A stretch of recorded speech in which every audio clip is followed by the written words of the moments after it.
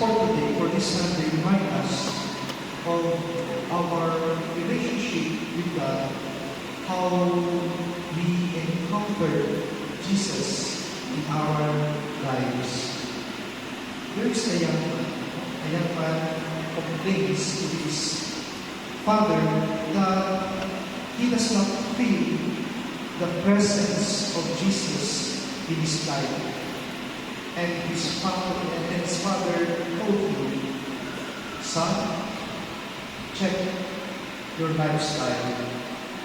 You are always out in your friends. And every time you are at home, you are in your room, you are in front of the computer, playing on your smartphone or watching TV. If you continue to live like that, you will not really see and feel the presence of Jesus in your life." At ito rin po mga kapatid, ang paalala sa atin ngayong linggong ito na ating mga magbasa. How can we have a close and personal encounter with Jesus? Paano po tayo magkakaroon ng isang malapit at personal na encounter, pagkikitagpo sa ating Panginoon Jesus? Ito ay kapag ang kapaligiran natin sa paligid natin ay tahimik at walang ibang naroon kundi ang ating mga sarili at ang Panginoon Jesus. It is when the environment around us is quiet and there is no one else present except us in Jesus.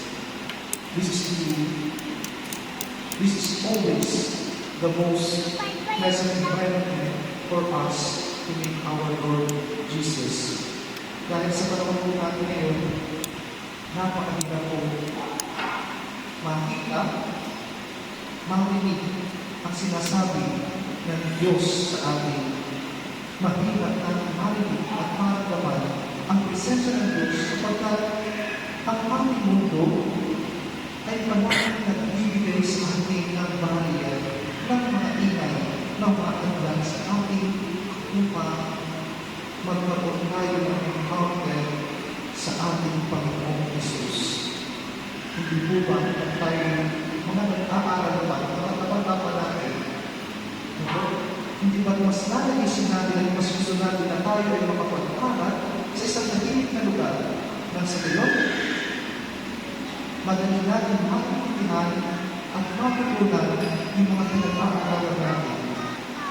Sa library, kapag tayo nag-aaral, you can make noise because your classmates are also studying quietly sa loob ng simbahan. Kung pare-parehas po tayo nagsasalita dito, ay hindi po tayo magkakaintindihan. Kapag naman po tayo pumapasok sa simbahan at nananalangin na tayo ng isa, hindi pa nananalangin tayo ng itim.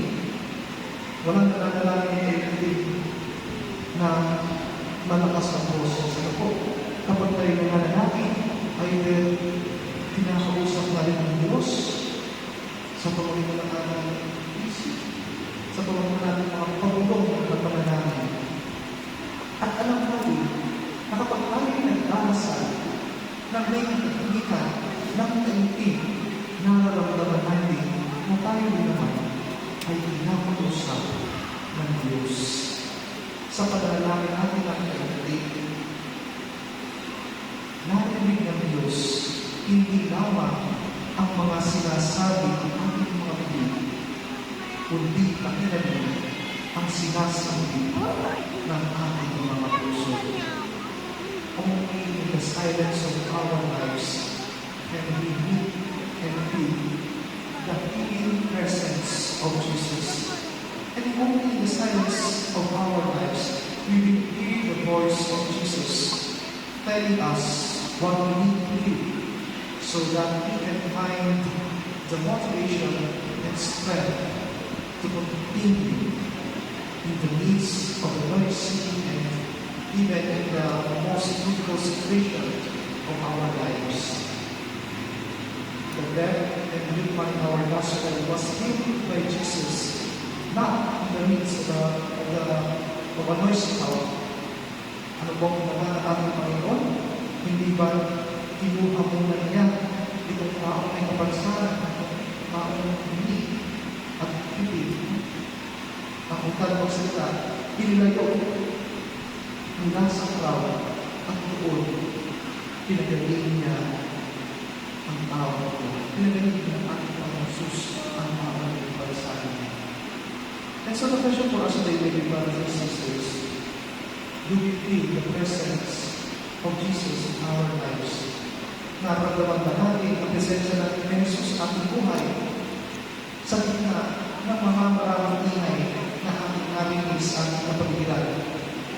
Kung hindi po natin narinig, nakikita at nararamdaman ang presensya ng ating Panginoon Jesus sa ating buhay, subukan natin mamuhay ng tahimik at pagdaan at magbigay ng mas maraming oras sa Kanya kaysa tayo ay magbigay ng maraming oras at panahon sa mga makapundong bagay na nagbibigay sa atin ng makapundong kasiyahan.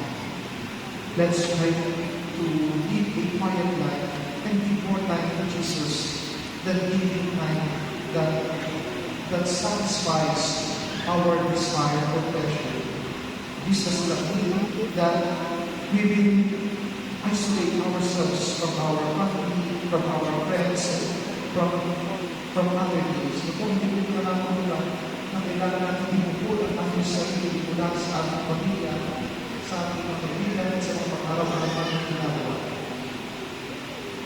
It simply means that we reduce the noise in our lives and reduce our association with worldly pleasures until we completely eliminate them.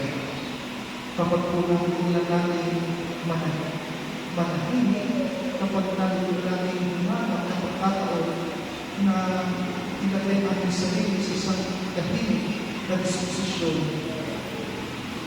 sa kabila ng mga maingay na mundo, mga ingay na mga bagay na ibigay ng mundo, makikilala natin sarili na konektado pa rin tayo sa mundo ito. Pero, mas nakikita natin ang narinig natin ang piling ng ating Panginoon. Mas nakikita natin ang mga makalapit na bagay na ibibigay sa atin. Nakikita natin ang kalooban ng Diyos para sa atin. At kapag nakita natin kung ano ang kalooban ng Diyos para sa atin, hindi lamang mga sarili natin ang dinadala natin sa Diyos, kundi dadalhin natin pati ang ating kapwa dahil ginagawa tayo ng instrumento ng ating Panginoon dito sa mundong ibabaw. In the Gospel, Christ gives the gift of healing. People claims be opened, and then is suddenly healed. Perhaps, my brothers and sisters, we need to pray that our own ears will be open to hear God's voice over the noise of our Lord. Idalangin namin sa Panginoon na buksan ang aming tainga, hindi ang pisikal na tainga, kundi ang tainga ng aming mga puso. Nang sa gayon, marinig natin ang kanyang piling at masunod natin ang kalooban niya para sa atin. Hindi ba ituloy ang piling ng mahal na ina sa mga katulong doon sa tasanan sa Cana Galilea? Our Blessed Mother Mary is the one who tells them, do whatever He tells you. My dear brothers and sisters, if we can listen, we cannot do God's will. And if we cannot do God's will, then we will continue to be led and lead. Kaya sa pagkakataon ito, sa pagdiriwang ng ating Eucharistia, ipanalangin natin sa Diyos na nawa, buksan niya ang ating tayo ang tayo ng ating mga puso, ang hindi ng ating puso ng Sayon, ay marinig natin